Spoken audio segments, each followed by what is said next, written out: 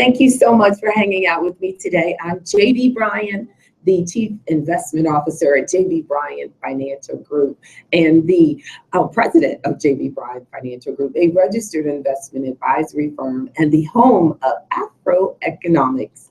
AfroEconomics is a strategic financial management program designed for the advancement of Black wealth in America and abroad.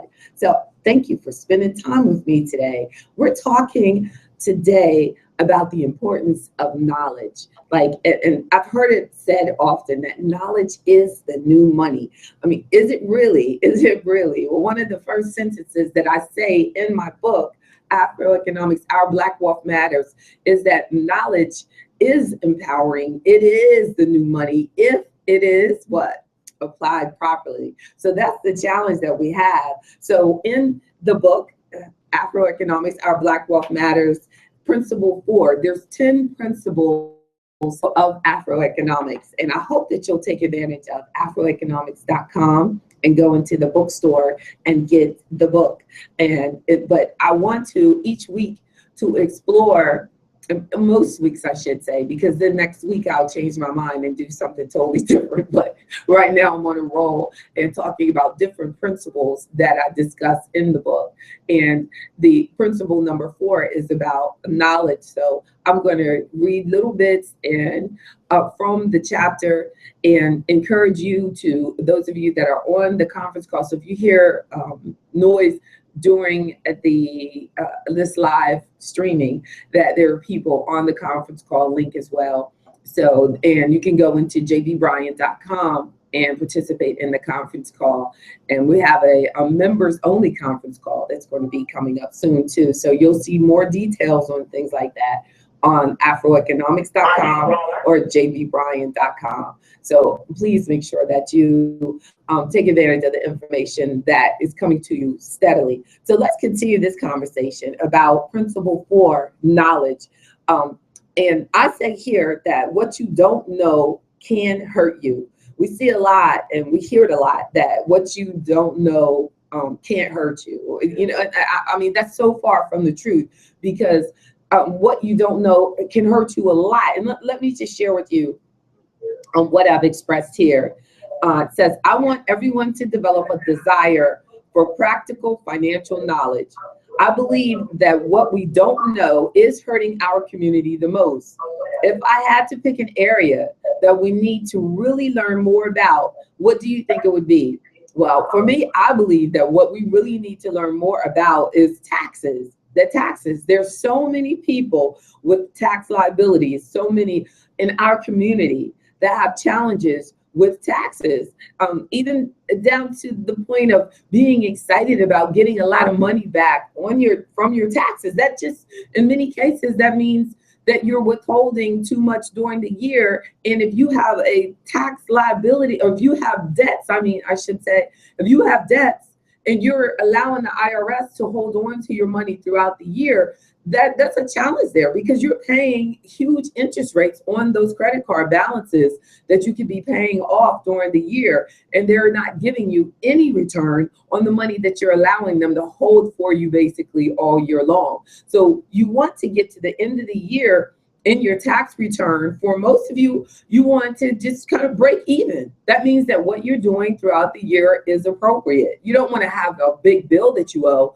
but you don't want to get a large amount of money back either. That means that you need to make some adjustments. So, you know, sure that you talk with someone or email me or, you know, come in for a consultation. But, you know, tax planning is important. There's so many people with tax liabilities that I write here, mostly because of a lack of understanding of the tax laws. So in the workshops that I have regularly, on April 9th is the next one.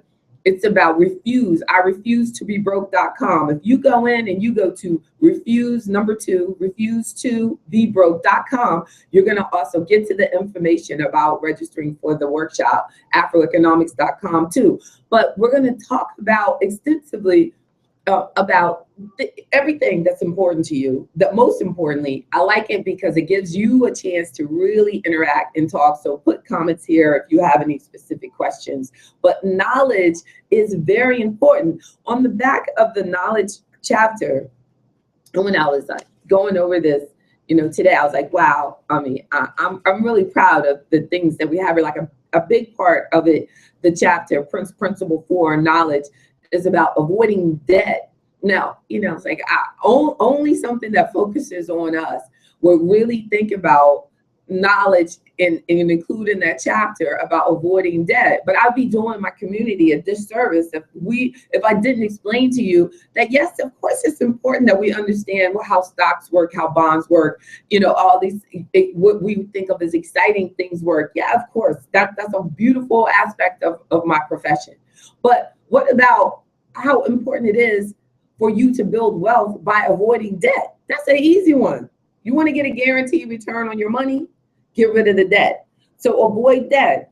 So a lot, and I even discuss about being careful in the accumulation of education debt. We think that that's okay, to go into massive amounts of debt and have these huge loans, and you have people 10 years out of college still trying to figure out how to avoid paying back school loan debt. That's not what life is supposed to be about. You're supposed to want to something else by then. So no. So it is important to get an education, but it is not required that you go into debt to get that education. Remember that as a parent and as an individual, that you want to make sure that you realize that education is an investment, and avoiding debt to do so is a great strategy. We just have to be wise in our choices and start as early as possible in educating ourselves so that our investment in education can truly benefit us.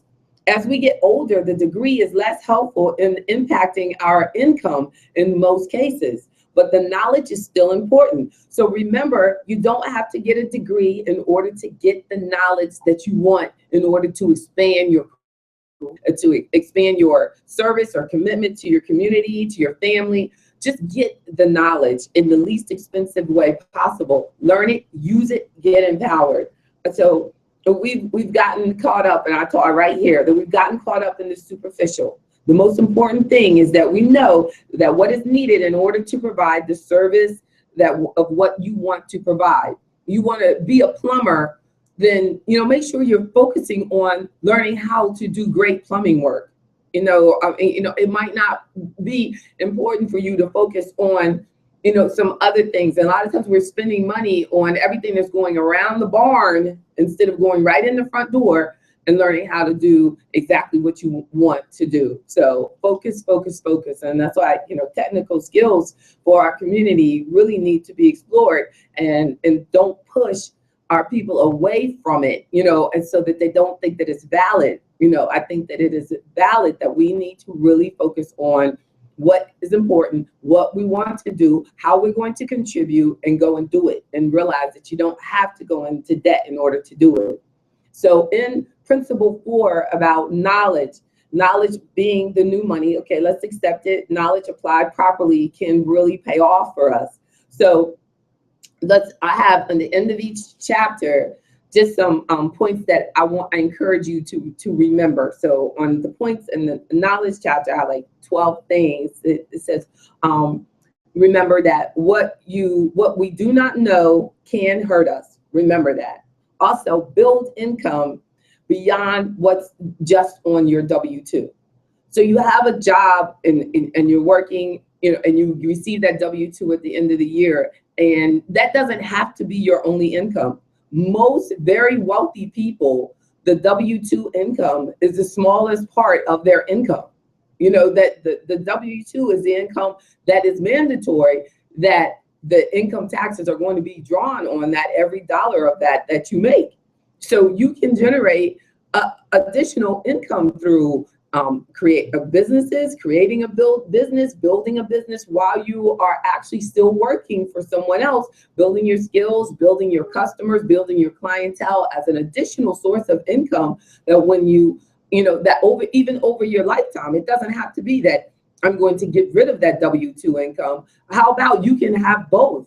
How about while you have that W-2 income, you're saving into the retirement plan that they have at work in order so that that you're building a lump sum in If it's a 401k, it might be 403b, it might be a 457. Those are all just the tax codes for retirement plans at different employers. It might be the TSP that they have for federal employees. Whatever the tax code is, deferring your compensation through work, reducing your taxable income on that W-2, and it is allowing you to accumulate assets that can generate income for you later in life. But you have to make a commitment to saving part of that income for that. So they knowing that the W-2 does not have to be your only source of income. And the number 3 is the best assets create income for you. The best assets create income for you. So you're going out, you know, if you did your balance sheet for yourself, and you looked at what you have, you got your furniture, you got your car, you got your clothes, you know, do you have, are any of those creating income for you? Like literally, like, you know, are we really thinking about it?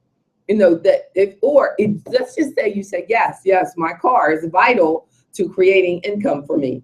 So, you know, does it have to be $1,500 a month car payment? I mean, could you not generate the same income with that asset being a lower expense to you? And is that asset going to depreciate faster than it's going to increase? You know, so, you know, there are actually, you know, ways that we can look at our money, you know, and really think about what are we doing with our money? You know, what are these assets that you have? What are they doing for you? Okay, so you got a purse. This purse I need because you want to go to work and you want to look presentable. You know, but did your purse really have to cost $500? I mean, and then some people buy the $500 purse and finance it. So you put the $500 purse and now it is a debt. So, you know, is that really necessary? You know, is it creating any income really for you? No, it's not. You know, so when you're, you know, thinking about you want to have as many assets as possible that generate income for you. Oh, yes, I spent a lot of money to make this book. I spent a lot of money to make this workbook, but they help me generate income. When I'm gone, they will help my legacy generate income. We have to focus on, it costs a car, it costs a small car, it costs, you know, these are, but you can either spend the money, you know what I mean, on this, or you can put the money into, you know, I don't drive a Bentley because I want to build a business, you know, so, but at some point, maybe the business will generate enough so that, you know, if I wanted to buy a Bentley, but what you'll see is that people that really can afford a Bentley aren't really excited about Bentleys. I'm excited about having a driver. Maybe the driver will drive the Bentley. I don't know.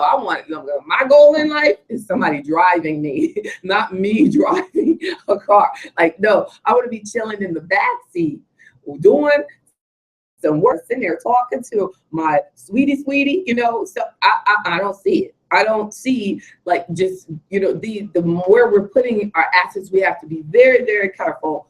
Are the assets that we have, are they generating income for us? You know, are they? So, and it takes time. I can't like have the driver now because now I'm investing in the future.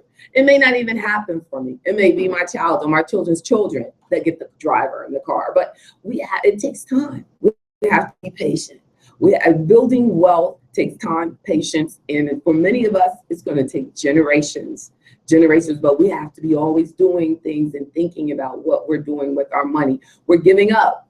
Too many people just say, oh, I got to enjoy my life, you know, but really, is it really, are you really just enjoying your life, or are you really just throwing your life away? Let's think about it. So number 4, gain an understanding of stocks, bonds, mutual funds, and other investment options. Get an understanding of all those things. Study taxation, study inflation, study Social Security. I love it when my clients have a good understanding of Social Security. I love it when they do. But if you don't, let's get a good understanding. Get help. Talk to a financial advisor.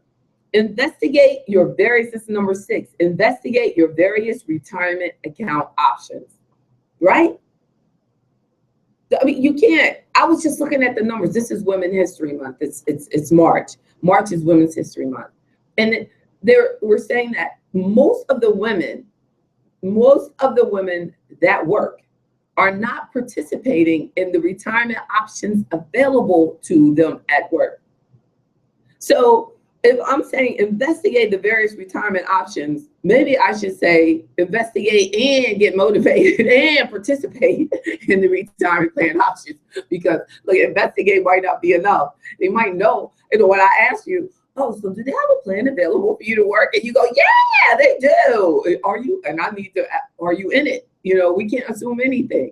So we have to make sure that we investigate and that we get in it, and don't procrastinate. Don't procrastinate. Get involved. The earlier you do it, the better. And make sure that you get professional assistance on what investment options are best for you, because how you invest the money, makes a big difference in how much you have, what growth that you get over the long term. So just being in it is not enough. What you do with it is what makes the difference. So the number 7, don't be oversold and underprotected with insurance policies. So true. Oversold, underprotected. Wow, that needs to be, I need to write that book. Oversold and underprotected. Our Black Wealth Matters. That will be the next one, I'll tell you. Because we are very, very likely to have an insurance policy. We're going to have the insurance protection, but do we have the appropriate coverage? Like, just as an example, and a lot of you can relate to this. Okay, the grandmother dies. Oh yeah, grandma had life insurance. Yeah, she got it. Everybody go, let's find that policy. Yeah, grandma been doing that since the day you were born. Man been coming up the road, taking her money and so much so. And then you find out it was $1,000 policy. So you're like, whoa, look, all your life she's been paying for it. So she just wasn't buying anything that was of any value, that was really in a position to make a difference in her life, but she just knew that she had the protection. So definitely, what you don't know can hurt you when it comes into insurance. We've got to get the proper protection. And then, so don't be oversold and don't be underprotected. Make sure that you have the appropriate protection for this position in your life. And for many of you, we need to make sure that we're getting protection earlier in our life, because if you have a family history and you're falling into that, and I believe that genetics doesn't have to be our future, but we can make a commitment to being healthy. But what I'm saying here is that as you get older, if your family runs into these diseases associated with obesity and aging, and you find yourself doing that, you better, go ahead and get the protection now, because they're not going to cover, for many diseases, they're not going to cover you, or it's going to cost so much to you that you're not going to be able to afford it. So the habits that we have make a big difference. So you got to drop some knowledge on that. Develop healthy habits, protect yourself, be healthy, and it makes your life a lot better. So financial planning allows you to set your priorities. Financial planning allows you to set your priorities, and I put that in capitalize your there. So they choose freedom over comfort. So know the consequences of spending. So choosing freedom over comfort. Freedom over comfort. So I'm an entrepreneur. I work very, very hard. I would not describe my life as comfortable. No, I'm over 20 years deep into this, but I love what I do. I'm free. I am living my dream every day. I am. Are people who are comfortable. They don't like their job, but they're comfortable. They go to it, they work, they make good money, they like their house, their car, all this stuff, and sometimes they're more likely to be in debt because everybody's giving them money. They get money in the mail. They get credit card offers at the yin yang because they're working for this job that they've been at forever, and they can't even leave, because they've gotten comfortable and they have all these bills. So choose freedom. I like not having a lot of bills. I like not having the debts. I like that. So most, financially wealthy people, financially conscious people realize that after a while, being bogged down with debt, though it might feel comfortable, it is not allowing you to have the freedom or the reduction in stress or the health, because the stress from all of those debts can lead to financial consequence, can lead to everything. It's compounding effect. So choose freedom over comfort if you can. So then number 10, tax preparation should include tax planning. Just going in to do your taxes with the person that takes all this info from you, that's not tax planning. I encourage my clients to bring me their tax return, so that we can plan for the next year. So that when they do their, if you really are doing proper planning, you can really do your own tax return. So, and there's some of you who have just decided that you can't do your own tax return, but really that's because you don't understand what you're doing. If you understand all the aspects of your financial life, you can do your own tax return. You really can, but it's just a matter of becoming more knowledgeable. And it's about knowledge is the new money. It keeps that money in your pocket, becoming more knowledgeable, more empowered. Number 11, unnecessary debt is a trap. Definitely. I just talked about that. Unnecessary debt is a trap. And that's the truth. And finally, avoid financial anxiety. Avoid financial anxiety. Consider hiring a good financial advisor. Talk to your friends that you see as financially successful and see who they're working with. If you have financial anxiety, if you don't understand what's going on with your taxes, that you don't, feel that you're doing everything right, trust yourself. Amazing. The huge decisions in your life that you look back on and you say, I knew I shouldn't have done that. That means you got it. That means you got the insight, that you have the power within you. Now you have to really learn to trust yourself. And when you say, I shouldn't do that, don't do it next time. If you keep doing anything, you're going to keep getting the same results. So let's change our financial behavior. Take advantage of the AfroEconomics book. My life's commitment is to your financial success. Our Black Wealth Matters. Check it out on my website. Also check out the workbook. Hopefully you'll come to the workshop, and get the workbook. If not, it is online. The workbook I love because the workbook allows you to actually work.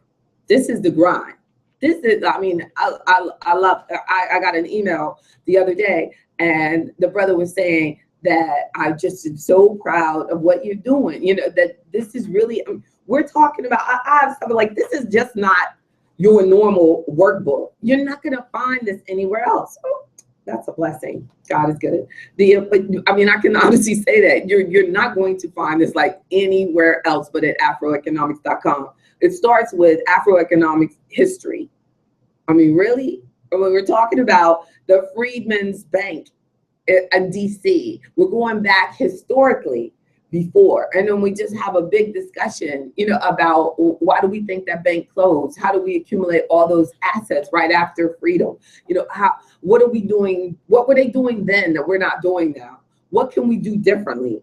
And then we go into each principle, the legacy, and so you can't attend, and the webinars are going to be coming soon, so that you'll get your workbook and you can participate along with the webinar. But and Jessica has promised me that we're going to have the webinars out probably next month. So that's good because April is Financial Literacy Month. So I'm going hard. I got a TV show starting.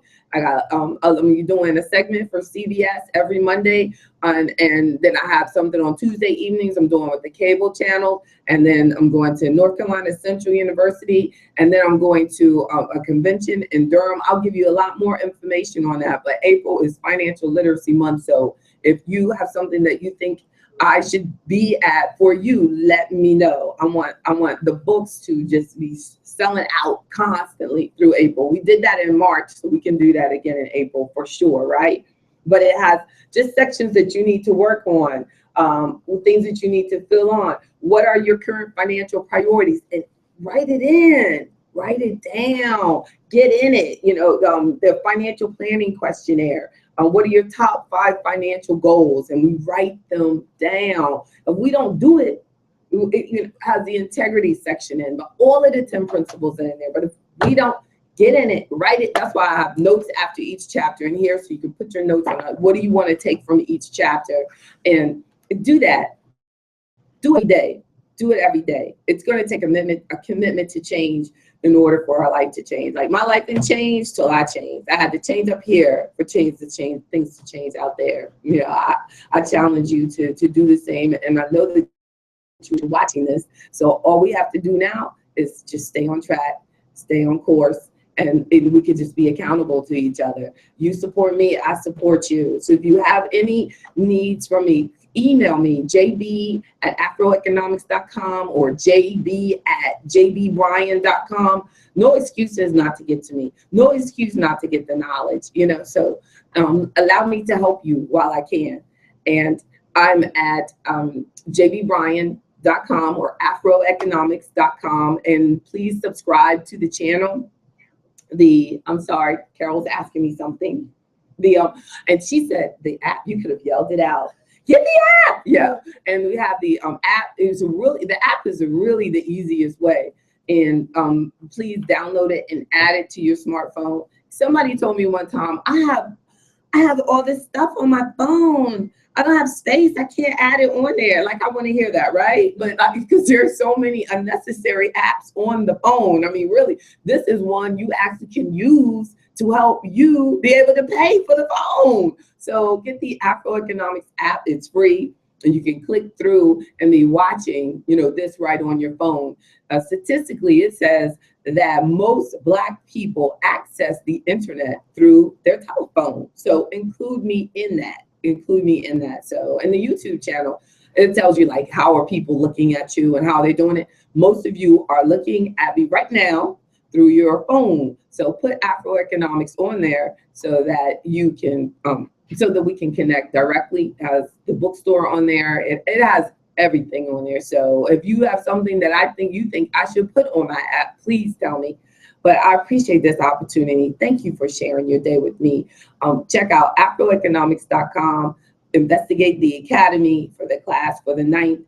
In May, we're doing it on entrepreneurship. I'm excited about that. And that is going to be benefiting the National Association of Black Accountants. I would like for every month our workshops in the Academy to benefit a Black nonprofit organization. So if you're doing something to empower the community so that we can help make this planet a better place, because we have to all do our part to make the world better. And hopefully by you participating in AfroEconomics, check out the membership opportunities, you and I will make this movement really happen. So have a great day. God bless you. I look forward to talking to you next week.